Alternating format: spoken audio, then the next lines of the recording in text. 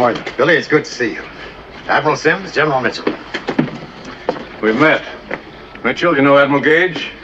We've exchanged correspondence. This is Commander Lansdowne of our Land-and-Air Service. His dirigible will patrol the area during maneuvers. I know the commander. General Mitchell? I'd like to clearly state, Billy, that I'm extremely and utterly impartial in your dispute with the Navy. That's why the General Staff assigned me to decide whether to allow you to carry out this mission. I assume you have no objection to me? I wouldn't want a fairer judge. Very well, then.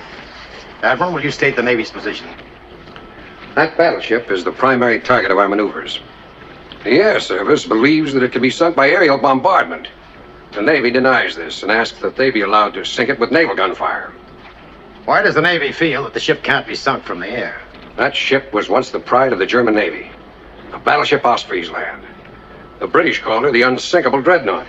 Are you aware of these facts, General? Yes, sir. General, if you care to fly back to Langley Field, I'll show you exactly how I intend to sink her. Yes, I'll be glad to. Gentlemen.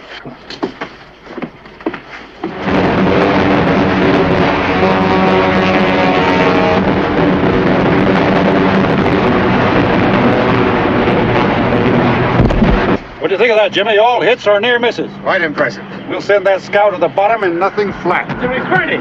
Someone's burning! Look, he's burning! Pull out the crash truck and the ambulance.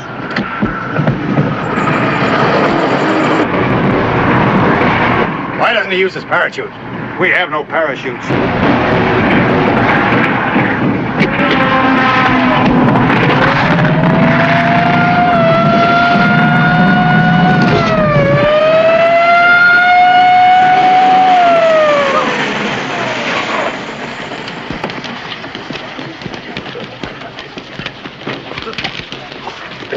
All right, Bob? Yeah. I guess they're all a little singed around the edges. What happened? It's that fuel line. I smelled gas in the cockpit when I took off. Why'd you go up when you knew something was wrong? General, if it isn't one thing, it's another.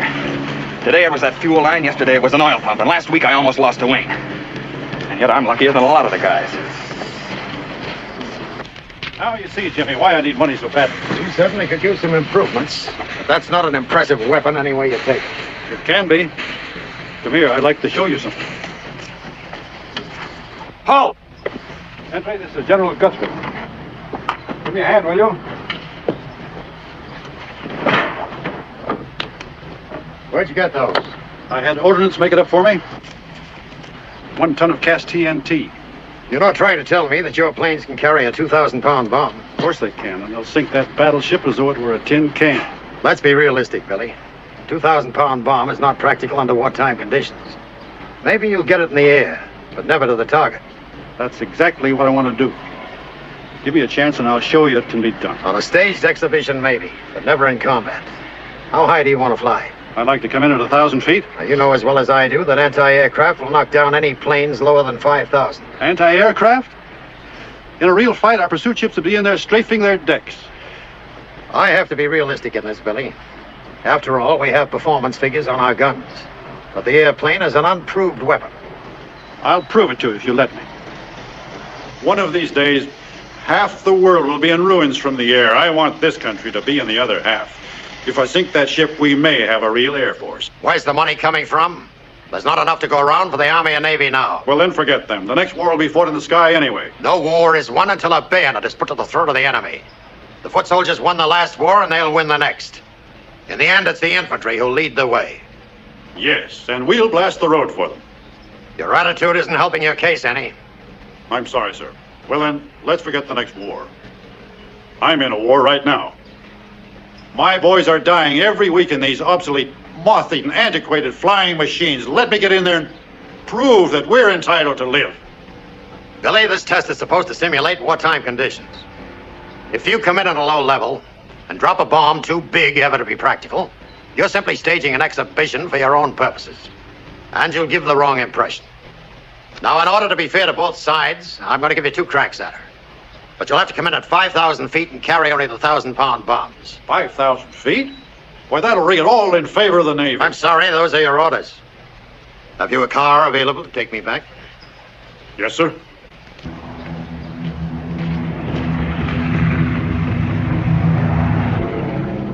like somebody to tell me why the taxpayers of this country should throw their money away on a useless military toy called the airplane. The theory is, Senator, it might come in handy in time of war. War is a serious business, Congressman Reed, and it's got to be taken seriously. The taxpayers don't want their money wasted on a lot of silly kite flyers. 1 6-inch naval gun's worth the entire air service. Exactly. And I think it should be reduced to its realistic proportions.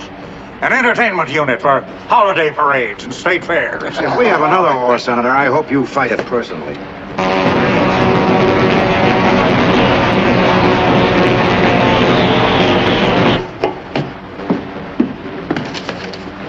General Mitchell has signaled, requesting permission to commence bombing. Has he reported his altitude? He's at the 5,000-foot level, sir.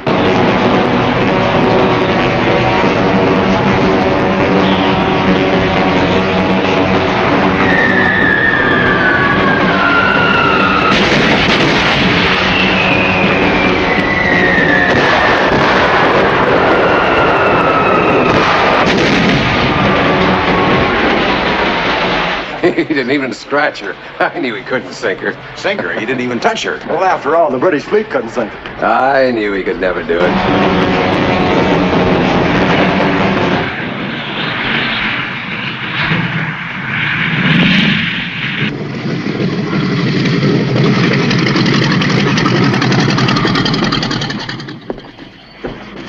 General, I want new orders for tomorrow.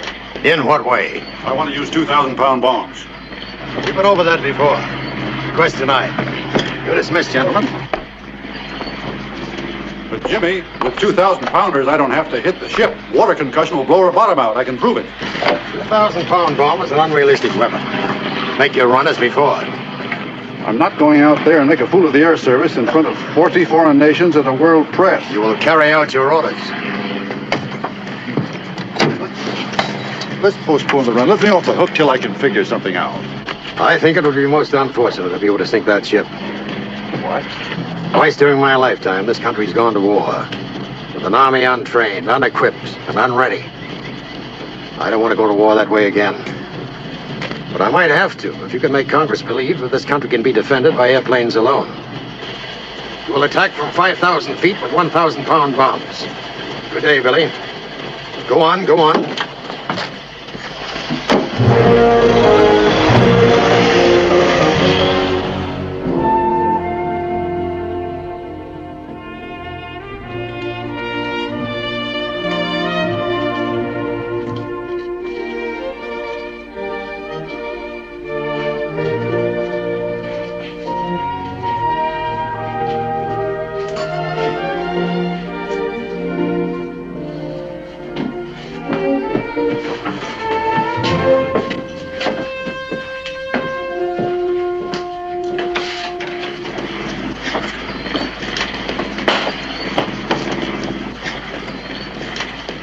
What's going on, boys?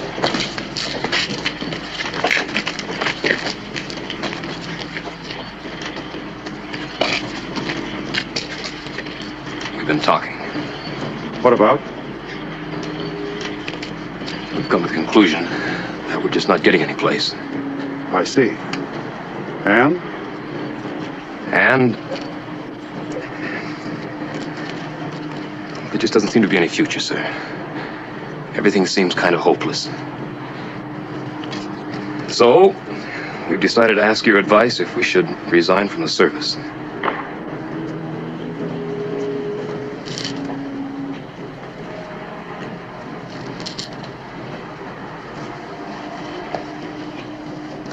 You want me to tell you to quit flying? Sure, the planes are no good. And the pay is... But 20 years from now, San Francisco will be just a few hours from New York. And New York will be a bombing run from Berlin. The whole world will be in the air.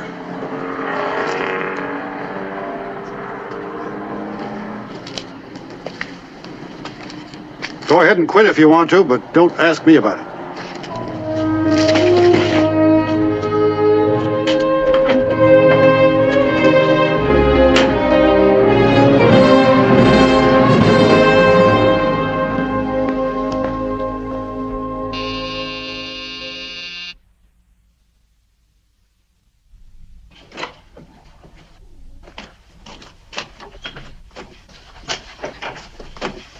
Oh, Billy, come in. Oh, I didn't think you'd gone to bed yet. I'm sorry I woke you. Go on back to sleep. No, come in. Billy, what are you doing in Washington? I didn't mean to disturb you. I've just been driving around. Thought you might be up. I'd better go. Don't be silly. Can I get you anything? Oh, thank you, Margaret. I wouldn't be very good company tonight. You look tired. Why don't you sit down? I'll get you a glass of milk. I know how you feel, Billy. There's tough luck about the ship. Well, it's not only the ship. The whole thing's fallen apart. My boys came to me tonight. They want to quit. All of them. I'm not surprised. We all get a little discouraged at one time or another. I've been thinking maybe I've been wrong about everything. Maybe men weren't meant to fly. That doesn't sound like you, Billy. When I got to be a general, I thought, now I'll be able to do things. Change the whole works. But they're out to stop me. There's always a bigger general. General yesterday. Well, no, thank you, Margaret. I really don't care for anything. You go back to bed and I'll go where I belong. Now, Billy, you drink this and relax a while. You can't possibly sleep the way you are. Sleep? There's a little job I have to figure out for tomorrow. How to sink a great big steel-covered unsinkable battleship when my commanding officer has made it impossible. Can't blame Guthrie for that, Billy. He's just going according to rules. That's the way we all have to work. By the book. You know that. Sure. We go by the book. Suppose some other country throws away the book. Then where are we? I've got to open their eyes to what can happen to them.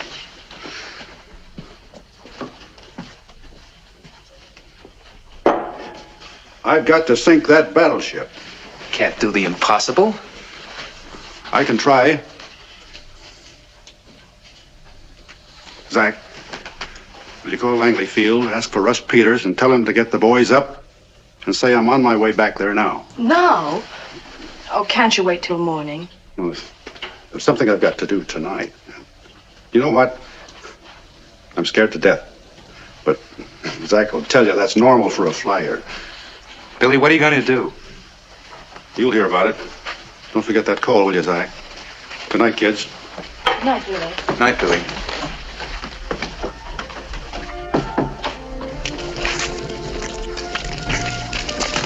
What is this all about? I don't know. Call came from Washington.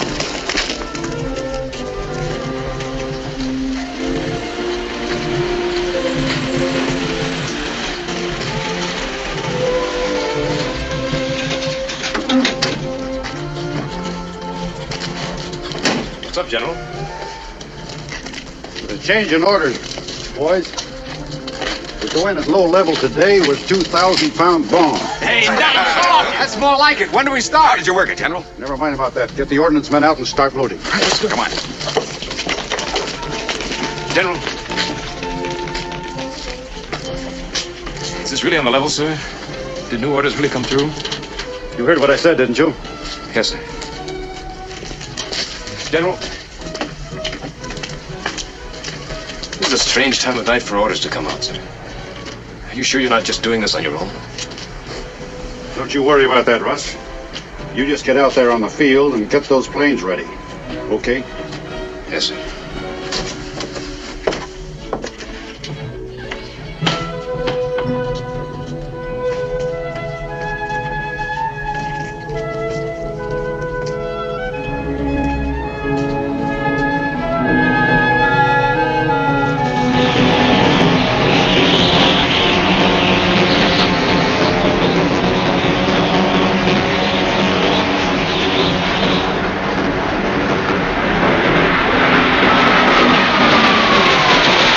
Doing? They're dropping down for a low-level attack. But that's against the rules. Did you authorize this change of procedure? Absolutely not.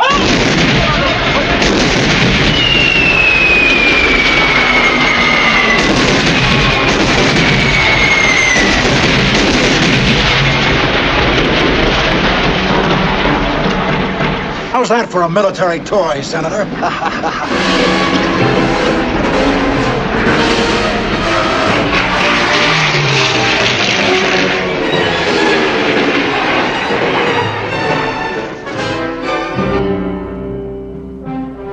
General Mitchell's whole course has been so lawless, so lacking in reasonable teamwork, so indicative of a personal ambition for his branch of the service, at the expense of everyone with whom he is associated, that his actions render him unfit for a high administrative position such as he now occupies. The Secretary of War hereby directs that Brigadier General William Mitchell be relieved of his command in the Air Service and be assigned to duty at Fort Sam Houston, Texas. To accommodate his new duties, General Mitchell will revert to the rank of colonel. Would you excuse us, gentlemen?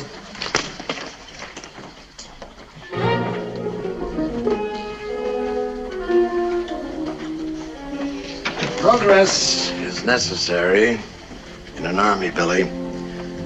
But you've first got to have an army. There's no progress if your officers are undisciplined. I put my star on the line for something I believe in. And I lost. Your contribution is on record, Colonel. It won't be lost. I hope not, sir. But there's more at stake than me. It's the Air Service. It's a new weapon. A big one. The biggest in the world. Put me down another step. Make me a captain, sir, but let me stay in the air with my boys. Sorry, Billy.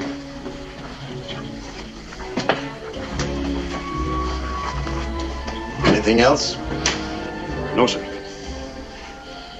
It's not so bad in Texas, Billy. I've been there.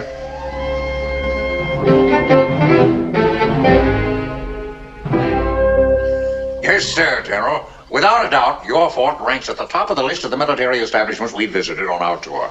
That's right, General. Well, that's mighty fine of you, gentlemen. I appreciate it.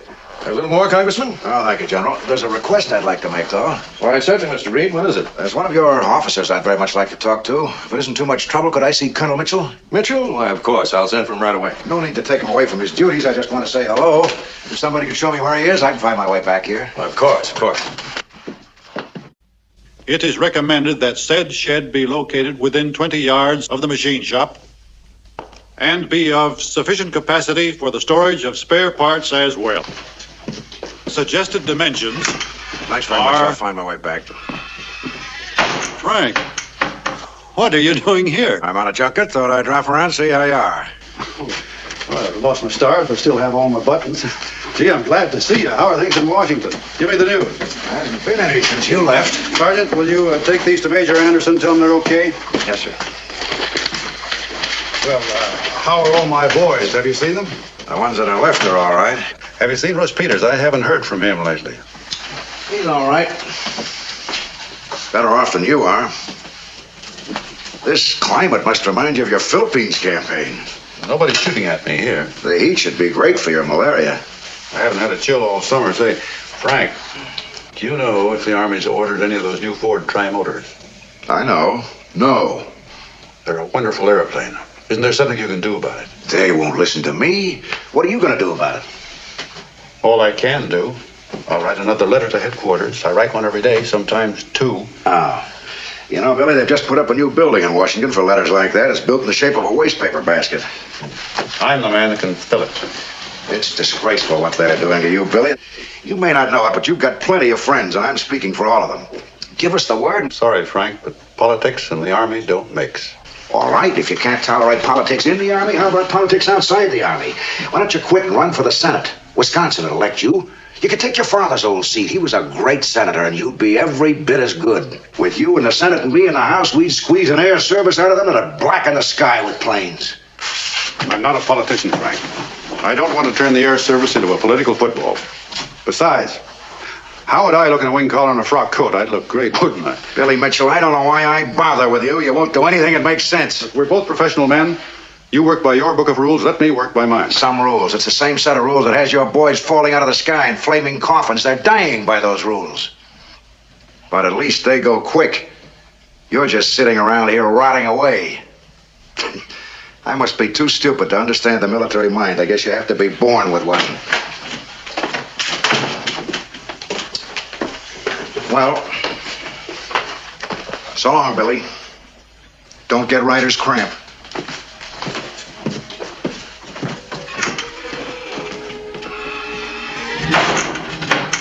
Sergeant, cancel my reservation to Milwaukee. Yes, Check sir. the train schedules to Washington, D.C. I'm taking my leave there.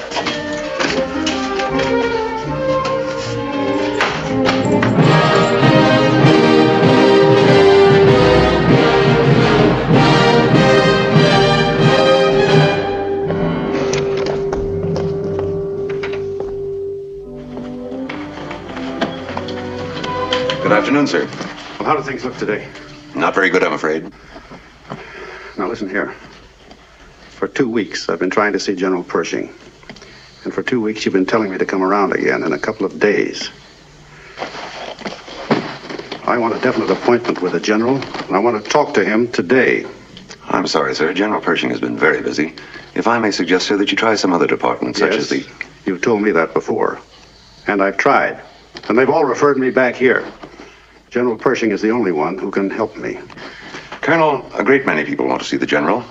You must realize his time is extremely valuable. I'm here to try to save lives, not time. And if you'll forgive me for saying so, Colonel, I think the lives of the flyers are equally as important as the General's time. General Pershing has an important staff meeting scheduled for the remainder of the day. Thank you, Colonel. You're welcome, sir.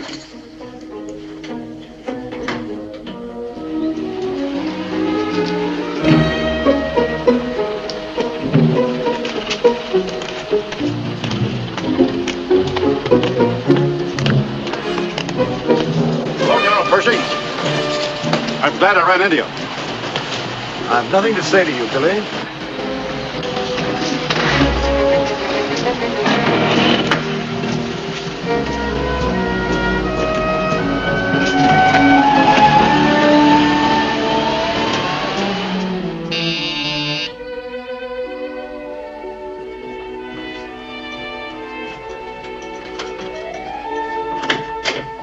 Billy! Hello, Margaret. Well, there's been a few improvements. Including you. You're prettier than ever. How's Zach? He's fine. He'll be home later. Oh, my, it's good to see you again. We've missed you. And needed you. I'll set another place. Can't stay for dinner. I have to catch a train for Texas. We heard you were in Washington. Well, I tried to drop around sooner, but I couldn't get off the flypaper.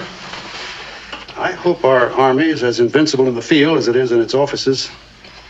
Yes, I know. Zach's been after the Navy Department about the Shenandoah. They want him to take it to Detroit. To a state fair. That old rubber cow's still around?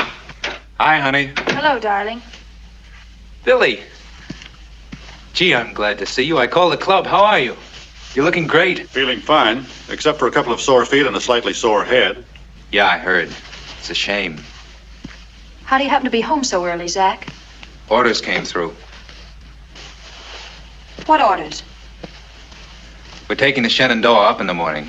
Oh, no. It'll be all right, honey. Don't worry. But you said you wouldn't take her up again. I did everything I could. I kept arguing till the order came through. You can't stop now. You said you'd never take her up this time of year. Honey, I've got my orders. I'd understand if it were a war or even a maneuver, but they're just doing it for publicity. Publicity's supposed to make Congress vote us money.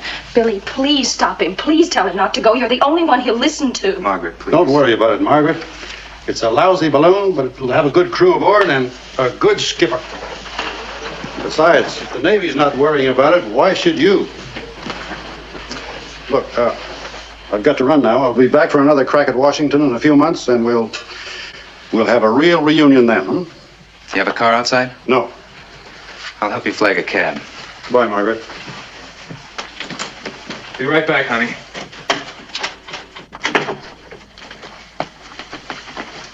How bad is the Shenandoah? In this weather, it's a death trap. Then why do you take it up? Got my orders. You could disobey them. Are you out of your mind? No, but you are. If you follow orders that send you and your crew to your deaths. Billy, you know better than that. If I refuse to go up, then I'm relieved of command and get a general court. Someone else takes her up. What have I accomplished? At least you'll have brought attention to the fact that the flight is unsafe. That isn't the point. Drawing attention to it isn't going to save the men. And I'm better qualified to fly my ship than any replacement would be. Zach, don't you see what I'm talking about? If you refuse to take that thing up, There'll be such an unholy row that it might never take off. Yeah, maybe. But why should I stick my neck out on the improbable chance that they might ground the ship? No, it doesn't make sense. What's your neck compared to the whole future of aviation? How much are you doing for the future of aviation, buried in Texas? Never mind about me. We're talking about you. Yeah, well, there's not much I could do if I were court-martialed and dismissed from the service. There'll be no service left unless people know how bad things are, unless it's shown to them. You must think that over. I don't have to think it over. I've got my orders. This flight has been studied out. They're taking a calculated risk. Calculated risk? You're staking the lives of your crew to protect your career in the Navy.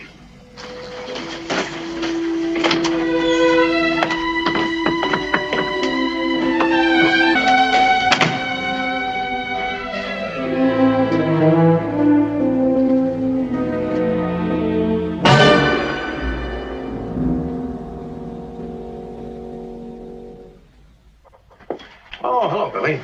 Sit down, sit down. Terrible thing, this Shenandoah business. It's all over the front pages. Makes all the services look bad. Tough enough getting recruits as it is. What do you want to see me about, Billy? I request the General's permission to attend the funeral of Commander Zachary Lansdowne at Arlington Cemetery. Was he a friend of yours? A close friend, sir. Well, sure, go ahead. Emergency leave granted. Thank you, sir. Oh, wait a minute, Billy. You're one of those fly boys yourself. I don't know how headquarters is reacting to this. Public opinion may be running very high. Reporters running all over the place covering the funeral and asking questions. Better let me get a confirmation from Washington before you take off. May I ask the General's permission to withdraw my request, sir? You mean you don't want me to get a confirmation? No, sir. Whatever you say.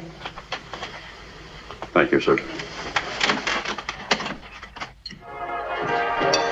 Heard the news? Those planes making the non-stop to Mexico are reported lost. Where did you get that? My gunny says he heard it over the radio.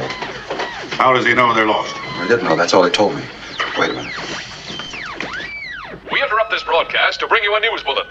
In the greatest disaster in aviation history, 6 planes en route from San Diego to Fort Huachuca have crashed.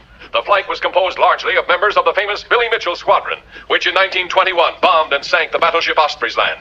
Ground parties have been dispatched to the rugged mountain area near the Mexican border to search for possible survivors. We now return you to our program.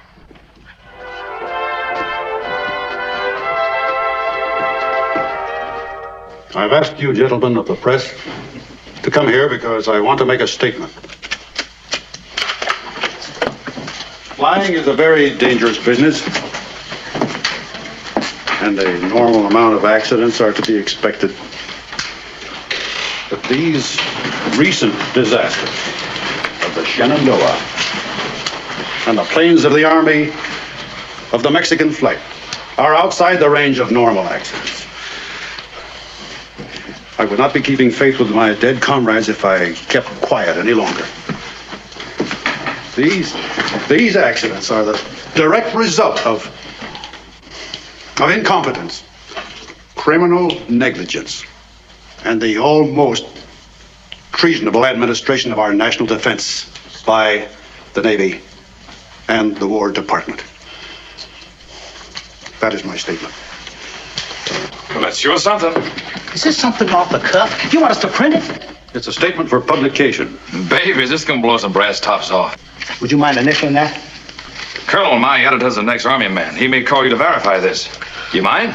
No. I don't know anything about Army procedure, Colonel, but couldn't you be court-martialed for this? That's exactly what I want.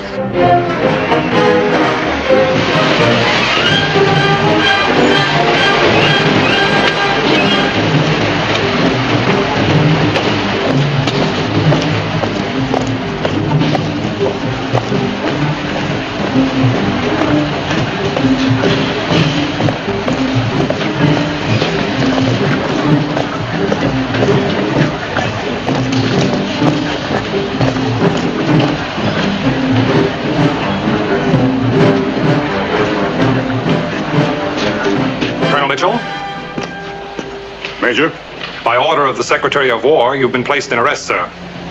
I've been ordered to serve on you the charge sheet and accompanying court-martial papers. Thank you. I am instructed to tell you that you're restricted to the Washington area. You will remember at all times that you're in arrest and will deport yourself accordingly. I understand, Major. You will report to the office of the Adjutant General by noon tomorrow, where your quarters will be. Is that all? Yes, sir. Now that that's over, will you gentlemen join me in a cup of coffee? Thank you, sir. I really don't... That's okay, Major. Carry on.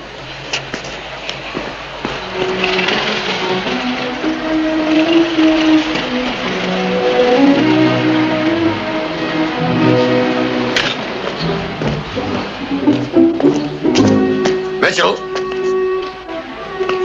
Good morning, General Guthrie. I don't suppose it's occurred to you to resign. Resign under fire? Not a chance, sir. I must say I'm sorry, Mitchell. Sorry for the Army.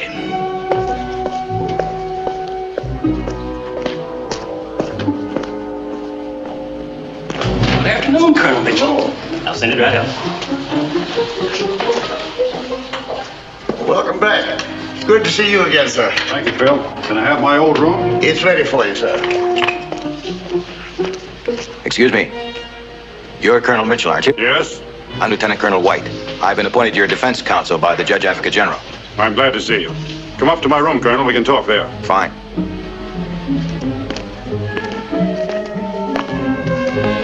I assume, sir, that you've been served. Got them right here. I don't think there'll be very much for you to do. It's an open and shut case. Is it? Oh, yes, I'm guilty. Definitely. You plead guilty? No, I guess I'll have to plead not guilty if I want my day in court. You mean you did it deliberately? I had to make somebody listen to me. You chose the hard way, Colonel. I know it, and I haven't got a chance, but I want to go through with it anyway. Sound crazy, don't I? No, sir. No, I think I understand. Have the members of the court been announced? It just came through. I saw General Guthrie downstairs. So did I. What does he have to do with it? You've been appointed the president of the court. Who are the other members? Regular who's who with the Army. Major General George L. Irwin, General Slade, General Graves, General Ford, General Douglas MacArthur, General Bowley. There's not a flying officer among them. Sir, have you considered taking on a civilian counsel? You're entitled to one, you know. Could use the heavy artillery, huh? Well, honestly, sir, I don't think we can afford to overlook any possibility.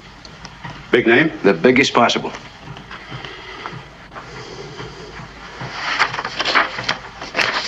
I've never had to go outside the Army before.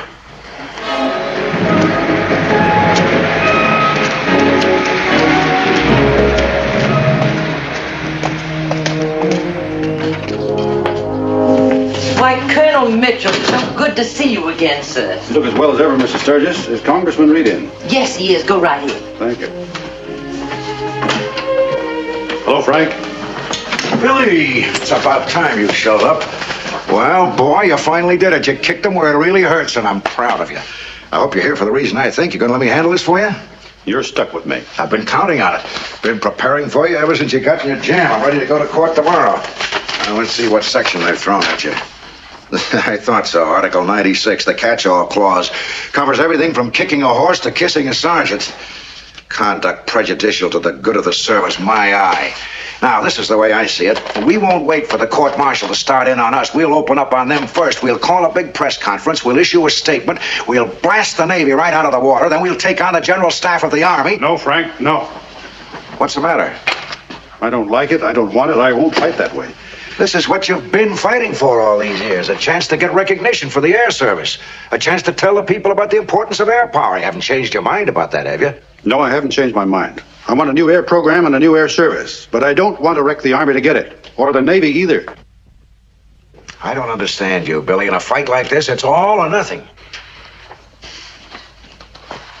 I don't see it that way. I see. You want to kick the Army in the pants, but you want to do it politely. All I want is a chance to tell the whole tragic story of this country's air defense. All I want is my day in court. And that's exactly what you'll get one day with General James Guthrie as president of the court. Have you heard about Guthrie? What do you think I do around Washington? Warm a chair? What can I do? Challenge him for prejudice and kick him off the court. I'll not be a party to anything that casts aspersions on the integrity of an officer. The old school tie, huh? The Army took me in when I was a raw kid. It taught me everything I know. I'm not at war with the Army. Billy Mitchell, you're not talking like your father's son. That great old man would be in there fighting with everything he had to get a fair trial. I'm being court-martialed by officers of the United States Army. I'll get a fair trial. Unless you believe that, Frank, don't take the case. All right. You've handcuffed me, but I'll try to get you off. If I do, it'll be quite a trick.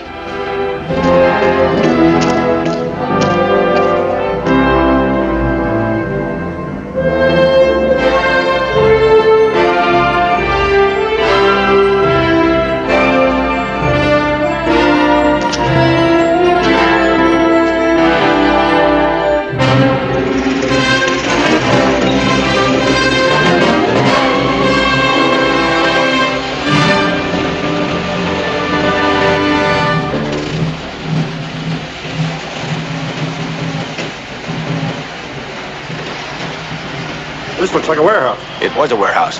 Last night they converted it into a courtroom.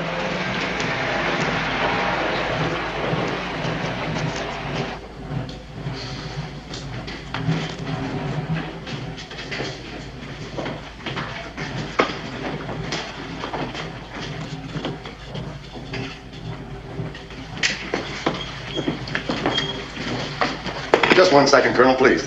Thank you. Good morning, Colonel Moreland. Well, I see we're tangling again. Yes. Well, good luck.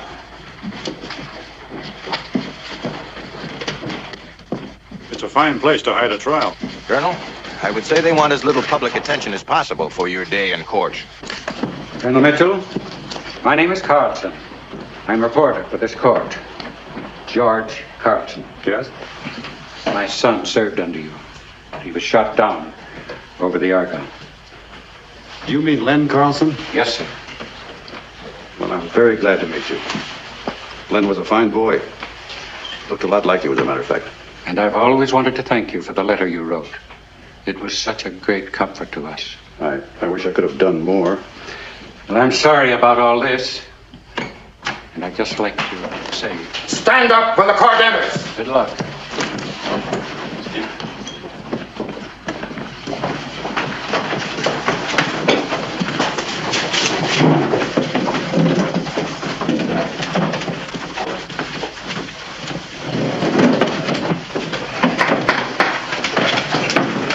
The court will come to order.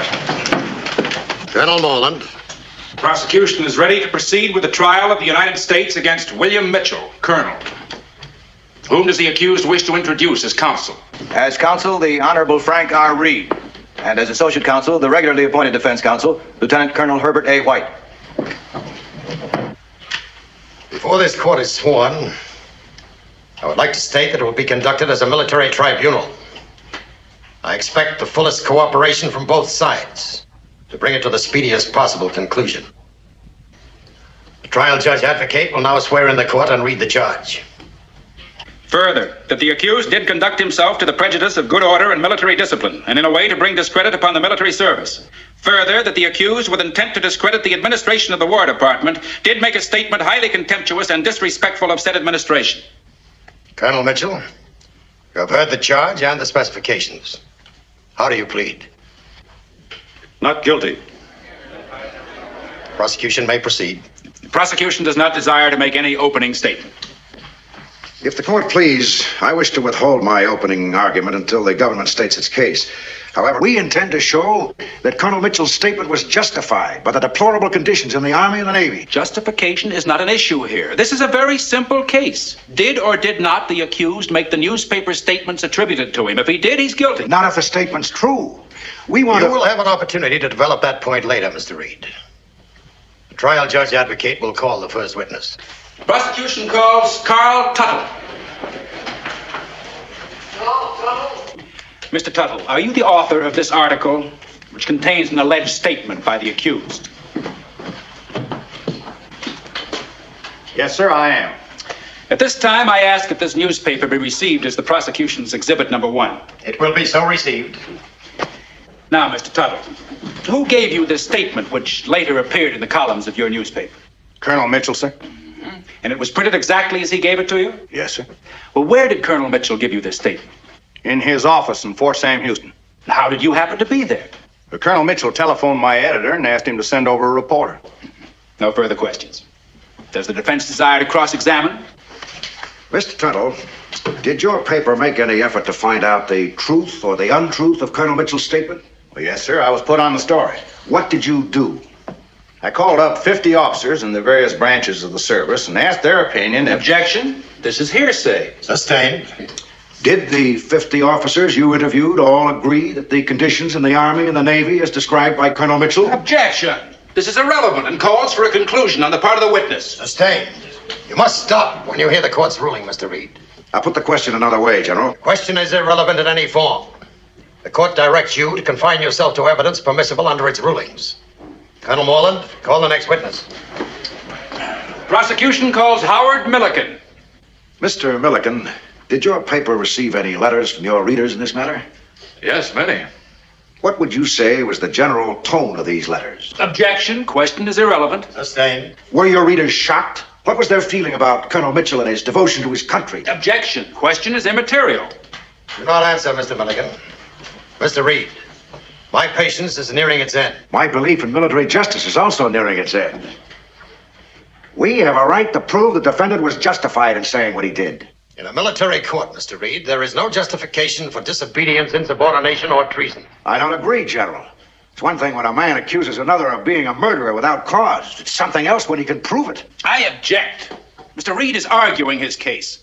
The issue here is, did the accused make the statements attributed to him? And did he make them without authority? On this point, uncontradicted proof has been presented. And on this point, the prosecution rests. You may step down. Is the understanding of the court correct? The prosecution has no further witnesses? That is correct, sir. The defense may summon its first witness. We got anybody on deck? No, I had no idea they'd finish so quickly. If it please the court, the witnesses for the defense are still en route. They're not present in Washington? The brevity of the prosecution's case has upset our timetable. These witnesses should be standing by, Mr. Reed. Well, that would have been very difficult for most of our witnesses, General, because they're officers in the armed forces and need special permission to leave their posts. Who are these officers? Major H.H. Arnold, Major... Just a moment, Mr. Reed. What would be the nature of these witnesses' testimony? To prove the truth of Colonel Mitchell's statement. Prosecution objects. The truth or falsity of Colonel Mitchell's statement is not an issue here. Was this Major Arnold present when the accused made the alleged statements to the press? No, sir, but he'll prove justification. Objection. The court has already ruled on that issue. Sustained.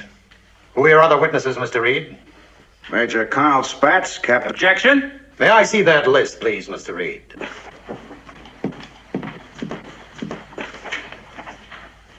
Captain E.V. Rickenbacker, Congressman Fiorello LaGuardia, Admiral William S. Sims.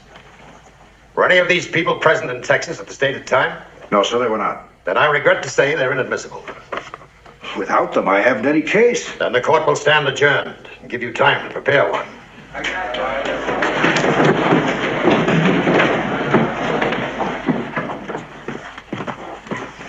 What do you think about the day's doings, Colonel White? It's court procedure. My dear friend, that's not a court. A man's allowed to defend himself in a court, even a triple murderer. They're operating under Army rules, Frank. You stay out of this. I got to figure out something with the colonel or we're through. Licked. There's no way of changing the procedure, Mr. Reed. We call that procedure? The accused is permitted to give his name and address, then off with his head.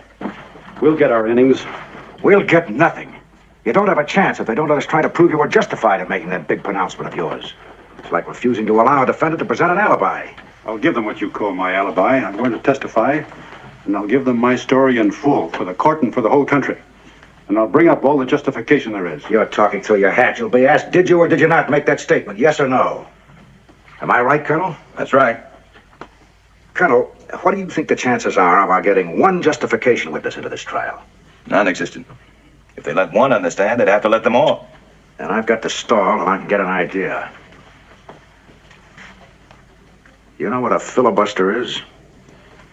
When a politician can't think of anything to say, he talks. I'm going home and gargle. And now, if the court please, I ask permission to read into the record newspaper comments concerning this trial. These are editorials which have been printed in newspapers from coast to coast. I wish at this time to have them entered as evidence for the accused. What is your purpose, Mr. Reed? Are you seeking to delay the proceedings of this court? I believe that public opinion has a bearing on the deliberation of this court. Objection. Irrelevant and immaterial. Sustained. You are obviously addressing the ears of the press, Mr. Reed. You were instructed to make your publicity statements outside the precincts of this courtroom.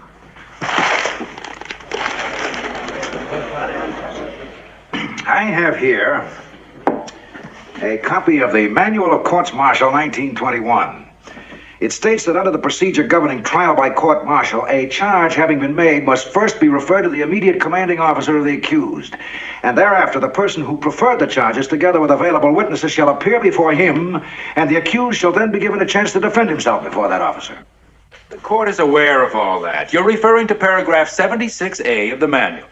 Well, if the trial judge advocate is aware of that clause, I ask why this opportunity was never afforded to Colonel Mitchell. I ask the name of the officer who preferred charges against Colonel Mitchell. That name is not presently available. It shouldn't be so hard to find. Wouldn't he be Colonel Mitchell's immediate commanding officer at Fort Sam Houston? Not necessarily. Then, according to the chain of command, wouldn't he be the commanding general of the corps area in which Colonel Mitchell served? That need not be so. Well, then he'd certainly be the chief of staff of the Army, wouldn't he? He would not have to be. Well, somebody must have preferred these charges against Colonel Mitchell. And since we can't seem to locate him, I'm left no alternative but to name the one officer of the Army who's the commander of every soldier serving under the American flag. I name the President of the United States. Order in the court.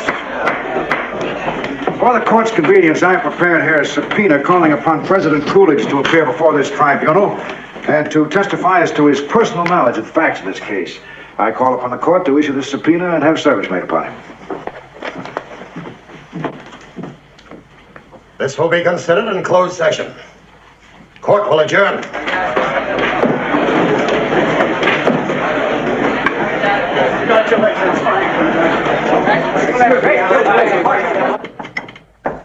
It's open. Morning. I'm disappointed. I thought it would be President Coolidge. Had your breakfast? Yes, thanks. They're on the dither. Who's that, Colonel? The newspaper boys. That Cal Coolidge thing has them all agog. The newspapers aren't going to help us. They're good for crying at a funeral or a hanging. They've never yet stopped one. Come in, it's open. Gentlemen, we can make a deal. A what? A compromise. Now, this isn't official yet, but my connections assure me that if you'll retract your Texas statement, they'll pressure the War Department into letting you off with a reprimand. I have a draft of a statement here I think they'll accept. Can I see it? Hey, this isn't bad, Frank. In fact, it's very good. Dignified, no crawling or error through overzealousness. That's fine. Excellent. If you got a moment, Billy? I can't do it. How's that? I can't retract what I've said. For heaven's sake, why not? You only said it to get your day in court. You found out you can't have a day in court where you're allowed to prove anything, so you're losing nothing. The trial isn't over yet, and maybe I'll get a chance to say what I've got to say. What are you expecting, a miracle? Day after day you've sat in that courtroom. You know you'll never be allowed to open your mouth on anything other than the charges brought against you. Don't be a fool, Billy. This is no good. Get out of it while you can. I can't think of myself alone. There's all the rest of them. There's the whole future of this country in the air. I've got to go on with it while there's any chance this trial will break open. And you must go on trying to win for me, Frank. I never said I'd win for you. I hoped I'd get you off. That's just what I've done. I've saved your career for you. I've made it possible for you to stay in that precious uniform of yours. That's the best I can do. That's the best anybody can do.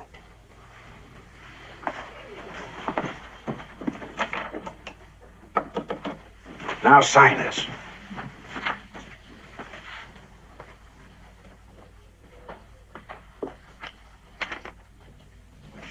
I can't do it, Frank. As I don't believe in miracles, I should tell you to get yourself a new lawyer. But I do believe a man should be buried by his friends. So I'll stay for the funeral. Come on, Colonel.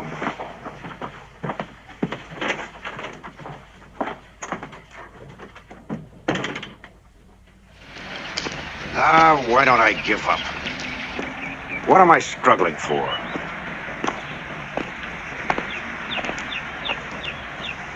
If we could only get one witness on the stand to punch one air disaster into the record, we punch a hole in the dike. Impossible.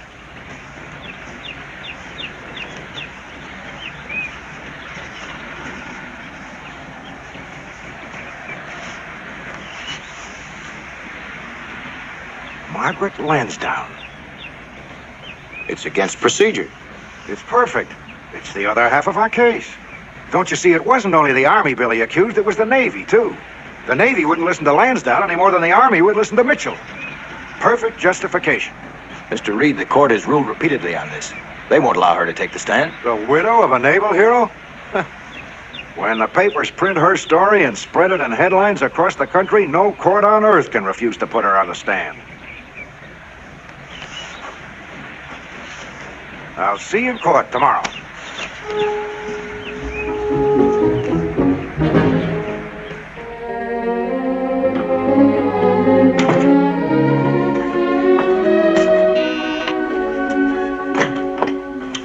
Mrs. Lansdowne?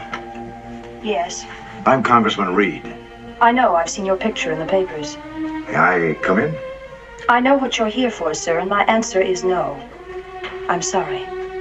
May I talk to you a minute, please? If you wish. Do I understand you correctly that you don't want to testify for Colonel Mitchell? That's right. But why? You must have a reason.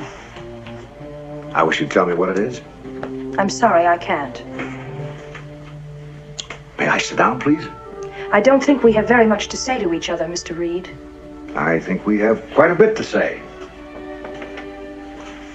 Please.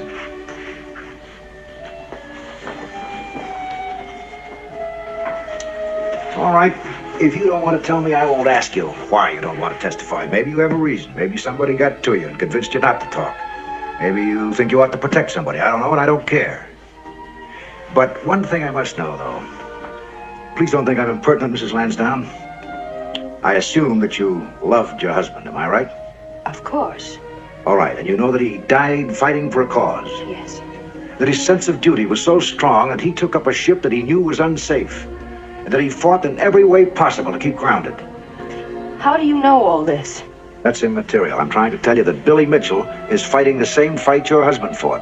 And if your husband were alive today, he'd be right in there with Billy, helping him in every way he could. Please, I wish you wouldn't. The only way to avoid such needless, futile sacrifices as your husband made is for the people to know the truth. Billy Mitchell has staked his entire military career to get it to them. And I know that your husband would want you to help him. You know he would, too. Mrs. Lansdowne, may I ask why you have waited until now to spread this tale in the newspapers? Nobody asked me before. And who asked you now? It was my own decision. As I understand it, Mrs. Lansdowne, you and Colonel Mitchell have been close friends for a long time? That's right. Isn't it possible that you came here to aid an old friend at the expense of the exact truth? I object! Sustained. Very well. You say, Mrs. Lansdowne, that Colonel Mitchell did not ask you to testify here. That's right. Did someone else ask you? Yes. Who? Congressman Reed. Congressman Reed. And did Congressman Reed suggest that you tell the story as it actually happened? Or did he perhaps suggest that you emphasize elements in it which would prove favorable to Colonel Mitchell? I object most violently to the suggestion that I suborned this witness. I am only trying to find out why this witness... You are trying to imply that I put pressure on Mrs. Lansdowne to come here and perjure herself. I think, sir, that my reputation in the Congress of the I am not impugning your reputation. Order in the court. Allow me to rephrase my question. Prior to your appearance here, was pressure brought to bear on you? Yes. Very strong pressure. Well, suppose you tell us about it. I was told not to testify. No. By whom? I'd rather not say. Go ahead, tell them. Tell them who told you not to testify. Some friends of my husband. Naval officers. Objection! I Speak, withdraw let the us speak. Tell the court what they said. Just a moment, Mr. Reed. Mrs. Lansdowne, you're making a very serious charge. Are you telling this court that you were approached by naval officers who asked you to withhold information? Yes, sir. Tell the court who they were. I object. This is irrelevant and immaterial. Objection overruled. I would rather not identify them. They thought they were doing it for the good of the Navy. What did they say? They said it was the duty of a Navy wife to protect the service at all costs. Didn't you agree with that? Yes. They told me that my husband was a naval hero, and that I owed it to his memory not to drag his name through the mud of a trial. Then what made you change your mind? Because I realized that by telling the truth, I would be doing my duty to the Navy and to Zach. If Zach were alive, he would be here to testify for Colonel Mitchell. I am testifying in his place and telling the truth. He tried everything. He wrote letters, made phone calls, protested to everyone.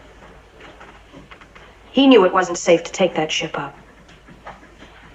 On the last day, I drove out to the mooring mast with him to say goodbye. Everything was ready for the takeoff, but he kept delaying the departure. He was waiting, hoping for some last-minute word from Washington. We walked to the communication shack together, and he asked the chief on duty if the message had come for him. There was none. And when the ship was ready, he kissed me goodbye and climbed into the cabin. He waved to me through the window once, and then he gave the order to cast off. I never saw him again. Zach and his men were sent to their deaths by indifference. Zach was too young to be insubordinate, too young and too brave to save his own life. I see no need of prolonging your appearance here. Thank you, madam. You are excused.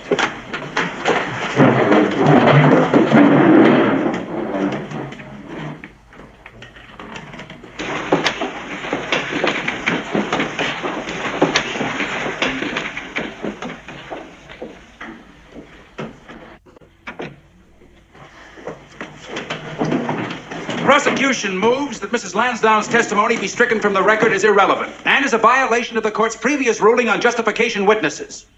The defense considers Mrs. Lansdowne's testimony to be of extreme relevance. Moreover, I request the court to reconsider its prior ruling about justification witnesses and allow the defense to call the witnesses whom it has previously requested. In my opinion, the entire court should vote on this objection. The court will be closed.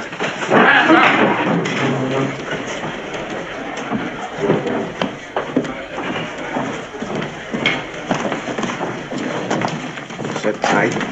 Keep your fingers crossed.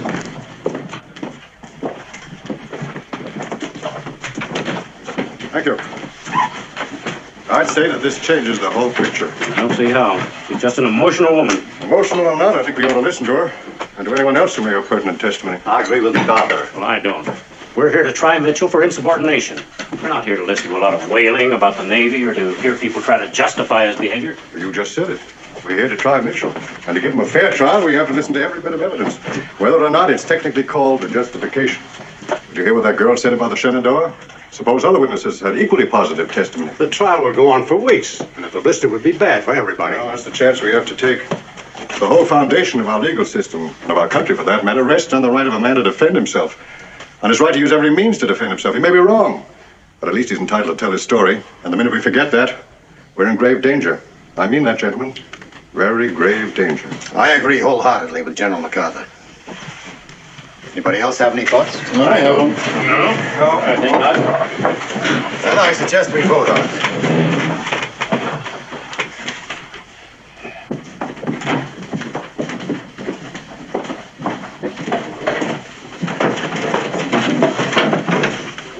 Court will come to order. Under the 31st Article of War, it's the court's ruling that the motion to strike Mrs. Lansdowne's testimony is overruled, and that the defense may proceed with its witnesses.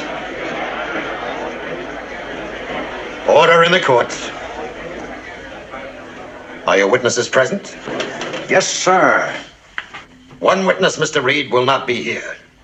The president has declined your kind invitation to appear at this court. The defense wishes to thank Mr. Coolidge for his gracious consideration of our request. Our other witnesses, however, I'm sure will compensate for his absence. Major Hap Arnold. Major Arnold, how many pilots have we lost in peacetime flying? The total is 517, sir. That is from January 1919 to date. How many of them met their deaths in modern planes? In machines built since the war, 12 were killed. To your knowledge, Major, have there been any recommendations made to the General Staff with respect to safety measures for the air service? Yes, sir. Dozens of them. Most of them by Colonel Mitchell. Do you know what became of them? Yes, sir. They've been filed. Thank you. Captain Rickenbacker, will you tell the court how many enemy planes you brought down in the last war? Yes, sir, 26. Approximately how many hours did you spend flying over enemy lines? About 300. Now, based on your experiences in the World War, I should like to ask you 3 questions. First, is it proper to send an aviator up without a parachute? It's suicidal. It's like sending a man to sea without a life preserver. Second, what is your opinion of the aircraft presently being used by our flyers? The graveyards around our airfields prove their worth. Third, do you happen to know what the aviation rank of the United States is in comparison with other nations? According to the latest information I have, I understand we're now in 8th place. Thank you, Captain Rickenbacker. Witness. Would it surprise you to know, Captain, that the latest official reports contradict most of your so-called informed statements? I wouldn't be surprised at anything in the official reports you refer to. I would be surprised if anybody believed them. No further questions. Major Spatz, what is your present military assignment? I am chief of the tactical unit section of the training command. Now, Major Spatz, can you inform this court as to how many planes our armed forces presently have for combat purposes? Yes, sir. 9. But the War Department carries on the Army list 1,800 planes. That is technically correct, sir. But of that number, 1,400 are museum pieces, which are obsolete and of little serviceable use. And the remaining 400? 331 of those were flown in France in 1917 and have not been modified or improved since. And the remaining 69? 60 are used for training purposes. That leaves 9 for use against a possible enemy. And of that number, not one pursuit ship is equipped for wartime service. So you believe that the organization of the tactical unit of the air service is being retarded by the War Department? I do. Thank you, Major. Thank you very much. Is it your experience, Mr. LaGuardia, as a member of the Congress, that younger officers invariably want to carry out the wishes of the General Staff? Well, let me put it this way. When the Army testifies before Congress, it operates like a self-greasing axle. Thank you, Congressman. Your witness. Mr. LaGuardia, is it true you made a speech in New York in which you said Colonel Mitchell is not being tried by a jury of his peers? That is correct. By what logic do you arrive at the conclusion that general officers in the United States Army are not equals to Colonel Mitchell? That's easy. Their feet are stuck in the mud. Not one of them has ever flown in an airplane. Isn't it possible, Congressman, having flown a plane yourself, that your judgment is clouded by the natural sympathy you feel for another man who also flies a plane? I have no more natural sympathy for an airplane pilot than I do for some of my colleagues in Congress. Yet you say that officers who have never flown are not equals to Colonel Mitchell. In that respect only. It's as reasonable to have them judge him as it is for you to run for Congress. No further questions. Admiral Sims, how does the United States Navy handle its aircraft? What is its policy? Well, it has no policy. It bumps along from day to day. Does the Navy consider the airplane a major weapon? The Navy Department is ignoring the airplane in the hope that if they don't notice it, maybe it'll disappear. Thank you, Admiral. Your witness. Admiral, how do you account for this difference of opinion between you and your colleagues of the Navy? Well, they are just not educated about the air. Surely they're capable officers who can inform themselves on the problems of aviation? Reading a lot of golf books doesn't make a man a good golf player. As I understand it, Admiral, you are no longer in active service, is that right? Yes, sir. I am retired. But I can still think for myself, and I'd like to tell this court one thing, sir. This row on air power is not a row between the Army and Navy. It is a clash between men who love to fly and men who don't. Men who think in terms of air power and men who can't think at all. Colonel Moreland, this Mitchell business is getting out of hand. It looks as though he'd put the Army on trial. Mr. President, the Army has no intention of being on the defensive. You may depend on that. The complexion of the trial is going to change very shortly, sir. Thank you. Yes.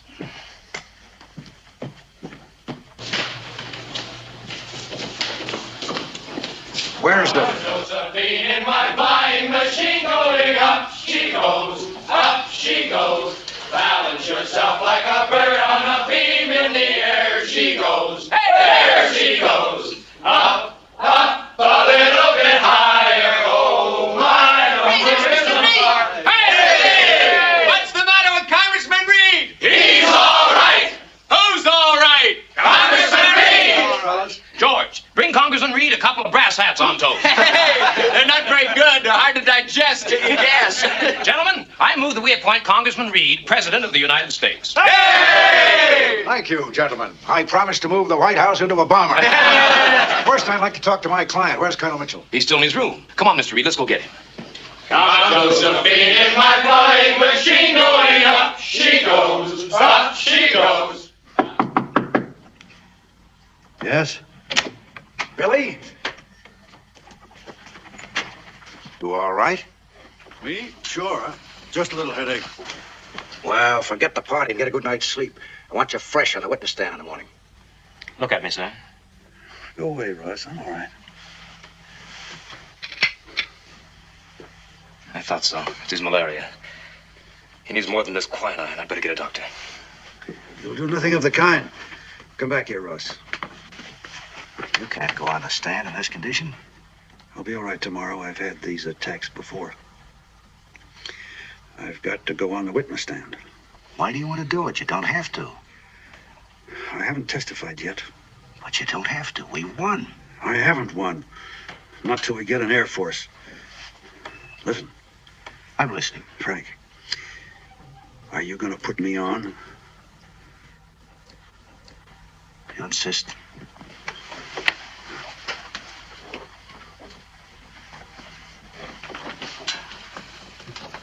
Better get that doctor, Russ. Ask him to stand by in court tomorrow. He may be needed.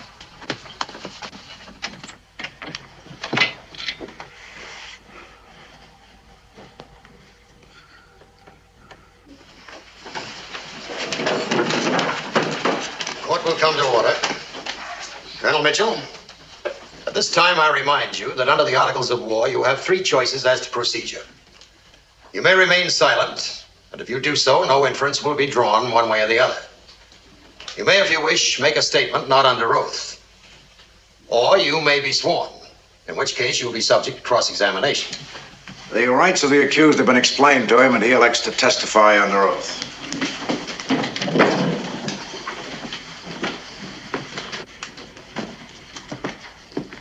Do you swear the testimony you shall give in the proceedings now before us shall be the truth, the whole truth, and nothing but the truth, so help you God? I do. May it please the court, I should like to note the addition of Major Alan Gullion to my staff. He shall conduct the cross-examination of Colonel Mitchell. Who's he? He's one of the best legal minds in the Army. I didn't know he was in Washington. And now, Colonel, as an aviation expert, as a flyer who's been highly honored by his government for his services in war and in peace, is there something you wish to say in conclusion?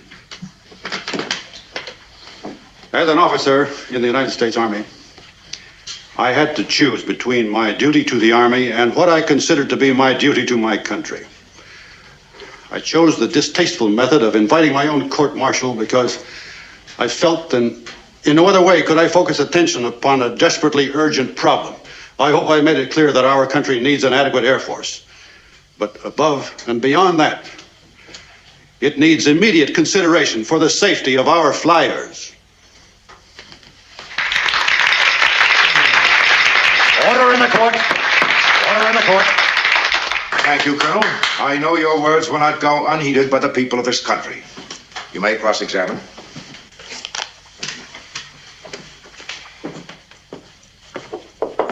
Colonel Mitchell, I've been studying your war record, and I must confess, it overwhelms me.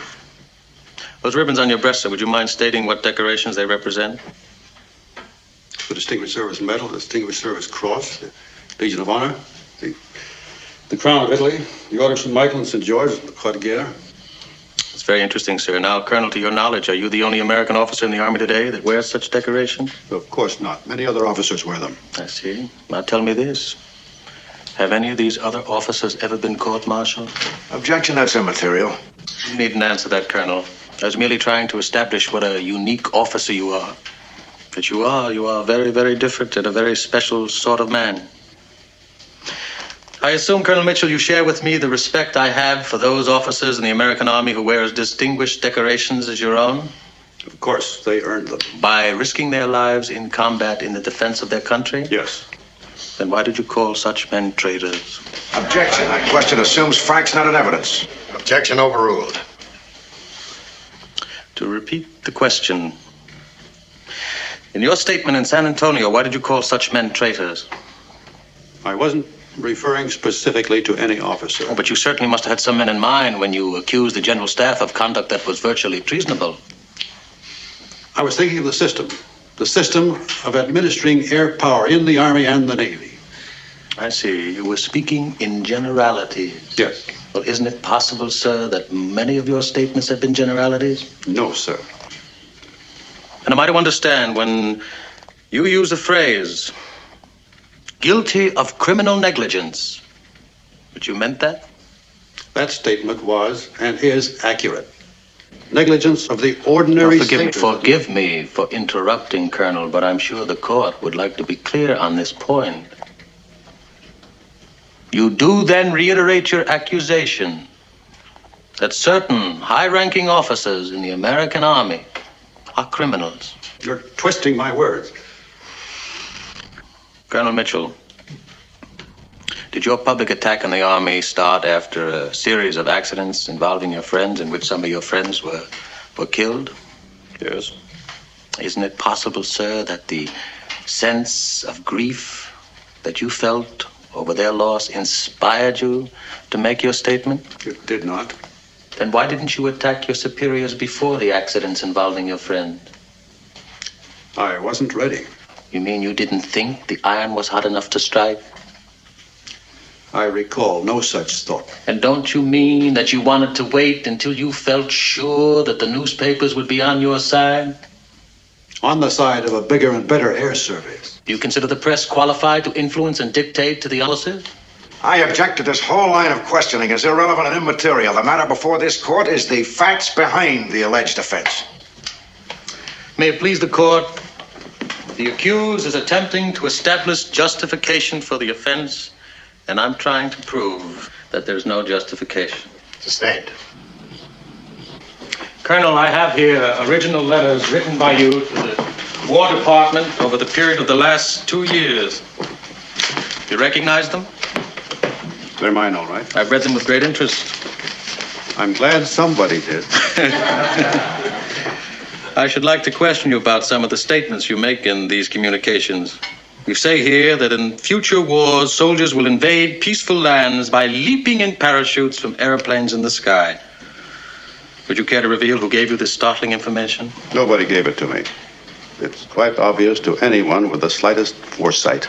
I see. Then do you mean that the chiefs of staff of the Army and Navy are not only treasonable and incompetent, but are lacking in foresight as well? You said that. I didn't. Now, in this letter, you recommend that the armed forces be separated into 3 branches, the Army, Navy, and the Air Force. Is that your opinion? It is. Why did you seek to divide the fighting forces of this country? I didn't mean to divide them. I recommended that they all be combined under a single Department of National Defense, with specialists in command of each branch. And did you see yourself, sir, in the role of the specialist in command of the Air Force? Objection. The line of questioning up to now is a familiar one, seeking to falsely characterize the accused by the clever manipulation of semantics. Sustained. You state here that the Army should investigate methods of protection against air raids, including alarm signals and bomb shelters. Bomb shelter. Is it your actual belief that this country is vulnerable to attack from the air? It is my belief, if not now, at least within the foreseeable future. Colonel Mitchell, do you have any idea of the width of the Atlantic Ocean? Approximately 3,000 miles. And the Pacific Ocean? I know what you're getting at. When I tell you, it won't be long before an airplane will fly nonstop across both oceans. Carrying bombs. Carrying bombs. Colonel Mitchell, do you realize that your declarations, if taken seriously, could result in creating panic among the people of our country? I'd rather have the people scared than dead. Now, here's one in which you propose that the government build an academy like West Point for airmen. What do you have against West Point? I have nothing against West Point. It's a fine school for infantrymen. There should be an equally good school for flyers. Now, in this one, you make the statement that, quote, airships traveling 1,000 miles an hour will fight each other in the stratosphere, unquote. Colonel Mitchell, do you have any comprehension how fast 1,000 miles an hour is? Of course I do. Do you know that it's faster than the speed of sound? It's approximately 250 miles faster than the speed of sound. Are there any airplanes today that can go 250 miles an hour? We don't have any, I can tell you that. But you said, sir, that they wouldn't only go 250 miles an hour, but they would go 250 miles faster than the speed of sound. That's correct. Well, now, would it be asking too much if I could learn from you what crystal ball you got these astounding facts from? Objection. The prosecutor's attempting to ridicule the witness. I'll answer that question. There is no crystal ball. Anyone with any knowledge of the air knows that the ultimate speed of aircraft is almost unlimited. It depends only on technical developments. Amazing. Here's a letter to headquarters you wrote after a short trip to Hawaii. You say, quote, the Army and Navy commands here are concerned principally with the question of jurisdiction. There is so much petty bickering between them that the islands are virtually undefended, unquote. You consider that a proper observation to be made by an officer about a superior? That was written in connection with my belief that air power will control the Pacific. It's very important that the missions of the Army, the Navy, and the air be sharply defined. Thank you. You seem to have quite a bit to say about Hawaii, Colonel. For example, you write that Pearl Harbor has no adequate defense against air attack. It hasn't. And that a foreign power could attack and reduce the Hawaiian Islands in a matter of minutes. Do you actually believe that? I not only believe it. If you look into those letters, you'll find my specific observations on how it can be done. I was coming to that. Oh, yes. Here it is. Your letter dated December 14th, 1923. I'll read this slowly and distinctly because I want the court to know that you are second to none, that you are an expert in palmistry, table tipping, and the reading of tea leaves. I object. The prosecutor's being abusive. Objection sustained. My apologies, Colonel. I'll let your words speak for themselves. Preceded by scouting submarines, enemy aircraft carriers will lay off the island of Oahu at a distance of about 150 miles. The attack will be launched in 2 waves and without warning. The first wave will strike at Pearl Harbor, Schofield Barracks, and the Ford Island Airdrome, and the naval fuel and ammunition dumps. This attack will be followed by a second shortly thereafter, its objectives being the city and wharfs of Honolulu.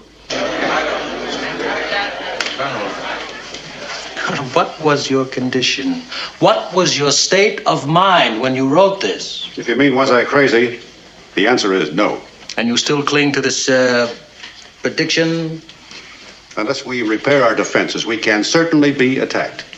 I see. Now, there's one piece of information I couldn't seem to find in your communications. Perhaps you could enlighten us. Does your crystal ball reveal by what enemy this mythical attack will be made? Objection. The prosecutor is goading By the whom, witness. Colonel? By Will whom? the court instruct the witness not to answer that question? I'll answer that question. The attack will be made by the Japanese.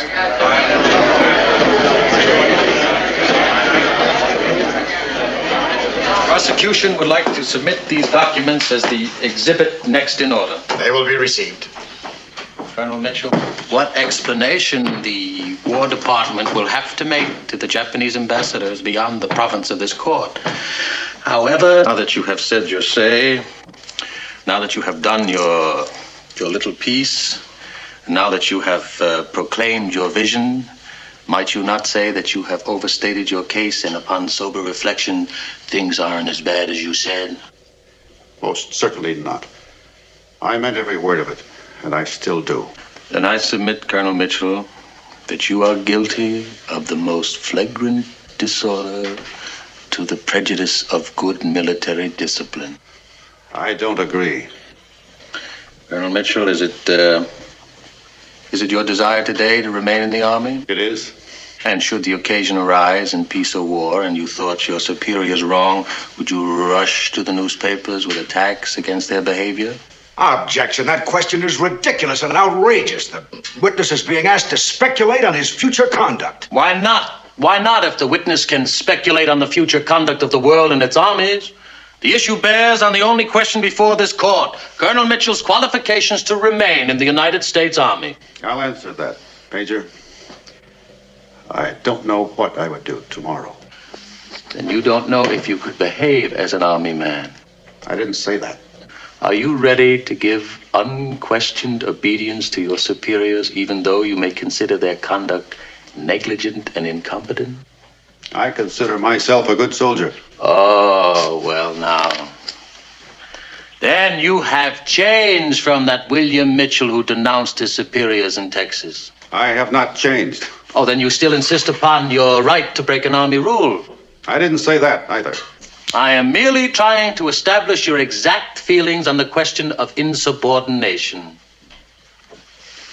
Colonel Mitchell, what is the first duty of a soldier to his superior?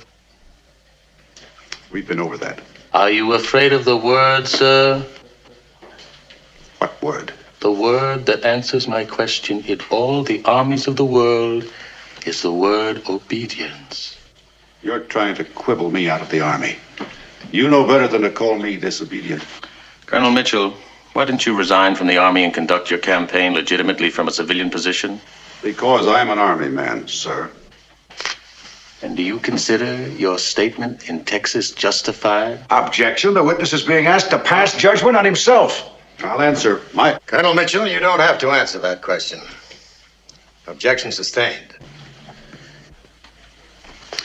In view, then, of your present opinion that your superiors are negligent and incompetent, could you give them unquestioned obedience should you be returned to duty? I asked the court to instruct the witness not to answer that question. I'll answer that question, too.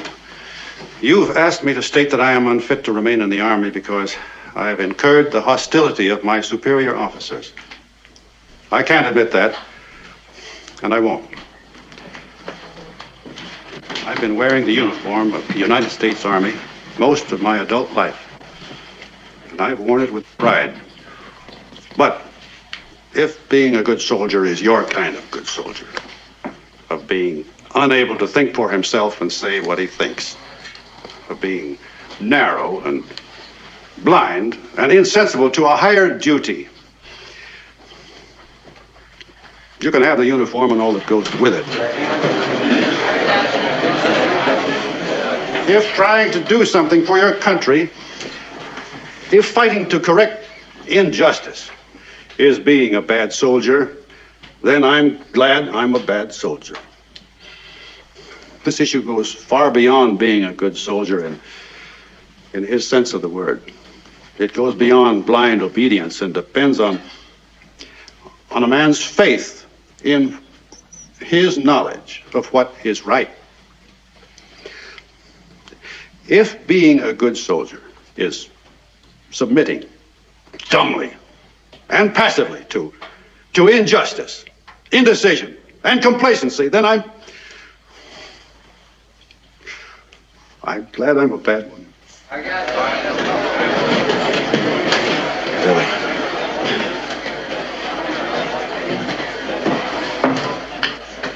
Thank you, Colonel Mitchell.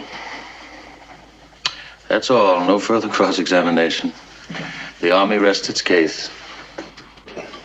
Does the defense wish to make a closing statement? The defense has nothing further. The court will retire to consider its finding.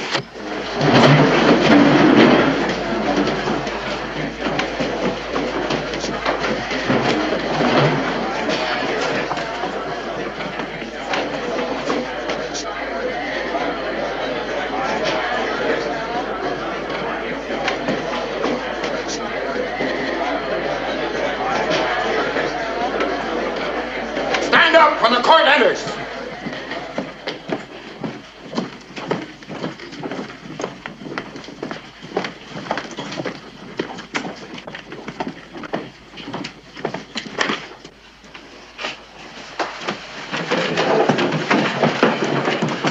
Court will come to order. The accused will stand.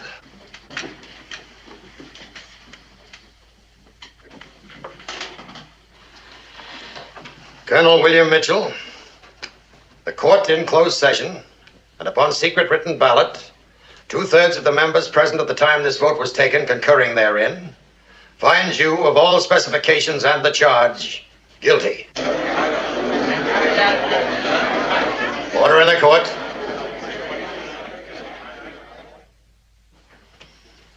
The court again in closed session, and upon secret written ballot, 2/3 of the members present concurring therein, sentences you to be suspended from rank, command, and duty, with forfeiture of all pay and allowances for a period of 5 years. The court is thus lenient because of your military record during the World War. The court is adjourned.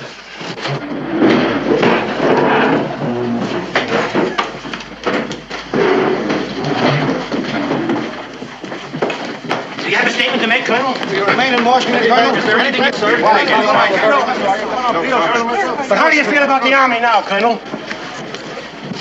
The Army owes me nothing. I owe the Army everything. What do you intend to do with President Could you give us a real quick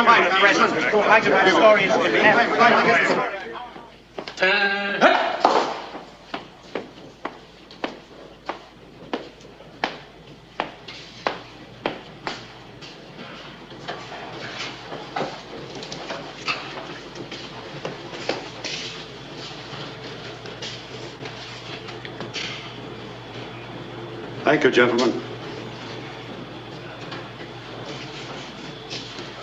Russ, carry on.